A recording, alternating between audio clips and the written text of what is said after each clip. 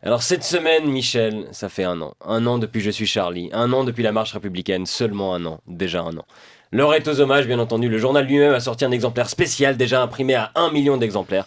Ça fait de quoi acheter suffisamment de fleurs pour recouvrir la plaque commémorative de la ville de Paris. En tout cas assez pour cacher la faute d'orthographe dans le nom de Volinsky. Faut le faire quand même, hein. C'est dire, on sait pas comment tu t'appelles, mais tu nous manques.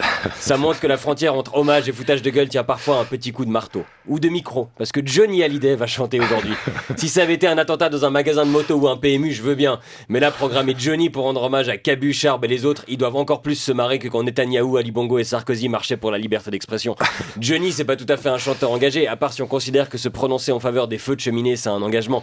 Johnny, il chante Que reste-t-il de ce dimanche de janvier? Déjà qu'avant, il nous demandait qu'est-ce qu'elle a ma gueule. Faut lui montrer comment fonctionne Siri, comme ça il arrête de sortir une chanson chaque fois qu'il a une question. Mais pour une fois, Johnny, il a raison. Enfin, la personne qui écrit les paroles de Johnny a raison.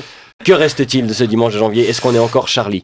Eh bien, Nadine Morano le crie haut et fort, et je crois que c'est la seule façon dont elle sait s'exprimer. Oui. Elle n'est pas Charlie. Et si ça, c'est pas un indice qu'il faut l'être, je sais pas ce qu'il vous faut. Mais maintenant, Charlie, c'est has-been. Depuis les Bataclan, c'est on pray for Paris. Voilà qui doit bien leur filer des boutons là-haut. Eux qui étaient autant fans de religion que de Johnny. Et au moins, ils ont pas changé chez Charlie, hein. La dernière couverture montre un dieu sanguinaire et ça a choqué le Vatican. Ça reste moins dangereux de s'attirer les foudres du Vatican que celle de Daesh, hein. Quand la garde suisse t'attaque avec ses halbardes et ses pyjamas rouges et jaunes, t'as le temps de voir venir et de te mettre à l'abri. Tu risques de te faire repérer si tu ris trop fort. Daesh aussi est allé de son hommage jeudi. Enfin, ils ont pas envoyé les troupes d'élite, c'était plutôt la classe verte. Un déséquilibré qui attaque le commissariat du 18e avec un hachoir, on n'est pas loin de la hallebarde. Le hachoir, c'est une arme super efficace, mais contre les animaux qui sont déjà morts. Peut-être qu'on lui a demandé de faire une boucherie dans un commissariat et qu'il a mal compris la métaphore. Pour dire son efficacité, cette semaine, il y a plus de gendarmes de Saint-Tropez qui sont morts que de policiers du 18e arrondissement. Il s'est fait descendre immédiatement sans faire de victime parce que les policiers ont aperçu qu'il avait une ceinture d'explosifs et en fait il s'avère qu'elle était factice. L'avantage avec la ceinture d'explosifs, c'est qu'elle soit factice ou pas, dans les deux cas ça remplit son utilité, tu finis par mourir. Ou alors, c'était un fan comme les gens qui vont voir Star Wars avec une armure de Stormtrooper, il a collé 3 bouts de scotch à des fils d'écouteurs iPhone, regarde maman je suis un terroriste. Mais les terroristes, les bons comme les mauvais, ils ont en commun qu'ils finissent par mourir, et je préfère vachement les mauvais. Que reste-t-il de la fameuse Union nationale française? Plus grand chose maintenant, ça s'écharpe sur l'état d'urgence, la déchéance de nationalité pour les terroristes, parce que c'est bien connu, les mecs prêts à mourir. Leur préoccupation principale, c'est savoir avec quel passeport ils vont pouvoir se présenter au paradis des martyrs qui convoitent tant. Il me semble que le seul passeport qu'ils n'utilisent pas, c'est le vrai.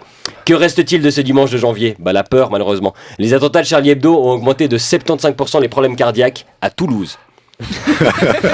Je sais que les flingues on est portées de plus en plus grandes, mais quand même Toulouse-Paris, faut viser super bien. Et ici aussi on a peur, les ventes d'armes dans le canton de Vaud ont quasi doublé en 2015, c'est bien, parce que maintenant en plus d'avoir peur des djihadistes psychopathes, je peux avoir peur de tous les bons citoyens qui dorment avec un pistolet sous l'oreiller, parce qu'il faut se protéger quand même, on sait jamais, le voisin a peut-être acheté un flingue.